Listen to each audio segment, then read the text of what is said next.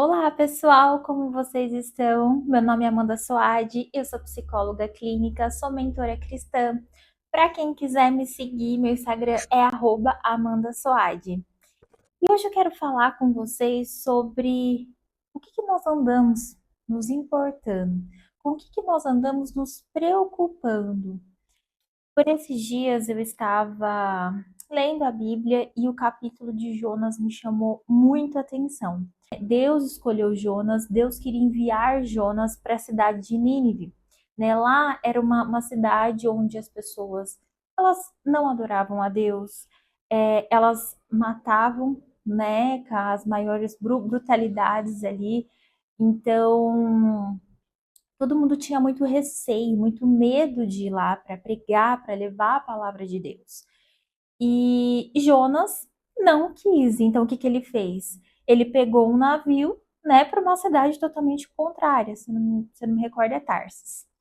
E lá, né, aconteceu que houve uma tempestade, enfim, e aí as pessoas ali, né, do navio, os marinheiros tiveram que jogar Jonas, né, para que a tempestade ali se acalmasse e ele foi engolido por uma baleia. Né? E nesse período que ele estava ali, foi onde ele aceitou, né, e cumprir ali o que foi designado.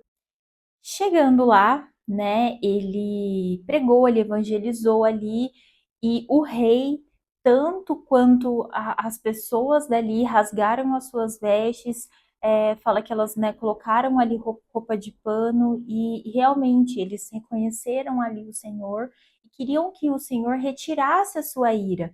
Né? Por quê? Porque se Jonas não fosse lá, não fosse levar a palavra de Deus, Deus estava muito irado e Deus iria acabar com tudo, com todas as pessoas, com os animais ali, né? Então, e Deus não queria isso, né? Então ele queria que eles se arrependessem. Então esse era o propósito de Jonas para isso. E no meio disso, né, obviamente, né, as pessoas se arrependeram, então Deus as perdoou, Deus, né, colocou a sua misericórdia.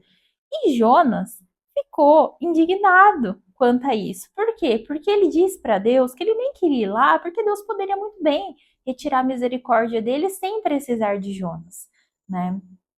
E, enfim, nesse diálogo aí com Jonas, Deus perguntou para ele, né, se aquilo seria viável, né, ele se sentir daquela forma, né? E ele disse que sim. A parte que mais me chamou a atenção foi quando Jonas ficou ali irado, né? Ele ficou descontente com esse fato, né? De que Deus poderia ter feito sem ele. E sim, Deus poderia ter feito sem ele, né? Mas aí, então, o que Deus fez, né? Deus, na hora que ele estava dormindo, Deus fez nascer uma aboboreira, né? Ali. E depois, né? Leem a história para que vocês entendam. Mas resumindo, né? Depois o Jonas ficou muito feliz. Aí Deus, né, mandou ali, né, alguns bichos para acabarem com a aboboreira, enfim. E Jonas ficou muito triste, né? E aí Deus falou: Jonas, é válido esse seu ressentimento? E ele falou que sim, que queria morrer, enfim. E aí Deus, né, a lição ali maior, né, foi que Deus falou para ele, então, você se compadeceu com uma aboboreira que nem foi ele que plantou, né, e que nasceu num dia, morreu no outro, mas e eu, né, Deus falando, e eu? Eu não iria, então, de compadecer, de ter compaixão, de ter ali empatia pelas pessoas de Nínive, né, pelas pessoas, pelos animais. Então, ou seja, Jonas se preocupou muito mais, se compadeceu muito mais com a boboreira do que vidas envolvidas, porque ele não queria ir lá, ele não queria pregar, ele não queria fazer o que Deus o tinha mandado. E isso ficou muito em mim, né? Isso me fez refletir, né? Que assim, muitas vezes nós nos importamos, né, com coisas ali, nós damos tanta relevância, tanta ênfase para coisas que não necessariamente deveriam. Não é que nós não vamos nos preocupar com algumas questões, que nós não vamos ficar tristes, que nós não vamos ficar insatisfeitos. Isso faz parte da nossa humanidade. mas a questão está no grau de importância, no grau de relevância que nós estamos colocando nisso, que muitas vezes é maior do que nós deveríamos. Né? Tem coisas que, na verdade, nós deveríamos estar colocando a nossa energia, o nosso olhar naquilo, e não em outras coisas. Né? E aqui me mostra o quê? Que Deus, ele queria algo de Jonas, né? Ele queria que Jonas fizesse parte do seu plano, né? E quantas vezes Deus quer que nós fazemos parte do plano dele?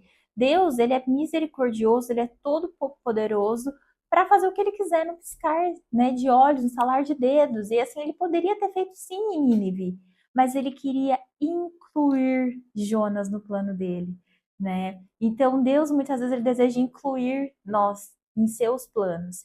E isso me lembra o quê? Um papel de um pai. Porque um pai de verdade é o que ele faz, ele inclui o filho, né? Quando nós somos crianças, imagina só, o que já distingue a gente de um adulto é o tamanho, já começa pelo tamanho, aquele adulto grande, enfim. E quantos pais ali não incluem os filhos? Não vai fazer um bolo, chama o filho, não vai fazer alguma coisa, inclui. Eu lembro assim, são tantas coisas que meus pais me incluíram desde quando eu era pequenininha, mas uma coisa de quando eu estava lendo isso que me lembrou assim foi meu pai quando ele ia trocar a lâmpada, e ele sempre me chamava para eu ficar segurando a lâmpada. Imagina só, eu me senti importante. E é isso com que acontece a criança, tudo bem que ela gosta ali, é um lúdico para ela, mas ela se sente importante, ela se sente incluída, ela se sente pertencente. Gente, imagina nós, um Deus tão grande, tão poderoso, querer usar a gente, querer incluir a gente no plano dele. Isso não é maravilhoso? Né? Isso nos faz nos sentir amados, nos sentir importantes, e não que nós somos qualquer coisa, né? Então, e aí também me veio a questão assim, né, de amor ao próximo, né? Muitas vezes a gente se compadece com pessoas que estão longe, que nem conhecem a gente, mas não com a pessoa que está do nosso lado. E eu fiquei pensando a respeito do Rio Grande, né, com tudo que ocorreu. Então, assim, nós ajudamos pessoas, se compadecemos ali, tivemos empatia em ajudar, em contribuir. Isso é muito importante, isso é amar o próximo. Mas muitas vezes nós não olhamos para o lado, para alguém que está ali, que está realmente, que está próxima realmente de nós. A gente passa reto, né? Então, quantas coisas também a gente não está deixando de lado, né? A gente não está deixando de realmente dar a importância. É claro que daqui em diante a gente não vai ignorar algumas coisas que nós estamos incomodados, né? Que nós não vamos validar isso, não, né? Mas que a gente olhe de uma forma diferente, né? De que talvez é Deus querendo a nossa contribuição para que a gente ajude de alguma maneira, para que a gente olhe para alguém, faça algo, né, tem uma contribuição nisso, ou para que a situação nos transforme, né, para que uma situação que esteja acontecendo, que nós possamos nos transformar diante dela. Então, peça, né, para que Deus te dê discernimento, para que Ele abra os seus olhos para aquilo que de fato tem uma real importância, né? Porque, que nem eu falei, não que nós não devemos olhar para aquilo que nos incomoda, para aquilo que nos entristece, que nos deixa com raiva, mas qual o grau de relevância, de importância que nós estamos colocando naquilo ali? Então, com essa frase, né, como Deus falou para Jonas, né, se era Jonas, é válido esse teu ressentimento, eu joguei isso para mim, né, no sentido de que quando eu estiver passando por uma situação, que eu me lembre como se fosse Deus falando comigo. Amanda, é válido esse teu ressentimento, é válida essa tua raiva, é válida essa relevância, essa importância que você está colocando nisso? Se isso fez sentido para você, se isso é algo que você deseja incluir no seu dia a dia, começa também a usar. Escreva essa frase, né? Coloque o seu nome ali e todas as vezes que você se sentir muito incomodado, faça isso. Se pergunte como se fosse Deus. Fulano, é válido esse teu ressentimento? É válido esse grau de importância que você está colocando nisso? Porque pode ter certeza que muitas vezes tudo bem a gente sentir, a gente olhar para aquilo, mas não precisa ter tanta proporção, tanta importância como nós estamos colocando na nossa vida hoje. Espero ter ajudado vocês. Se vocês gostaram, deixe um like, se inscreva no canal, que isso vai me ajudar muito e contribuir para que eu continue aqui. Super beijo, gente. Até mais.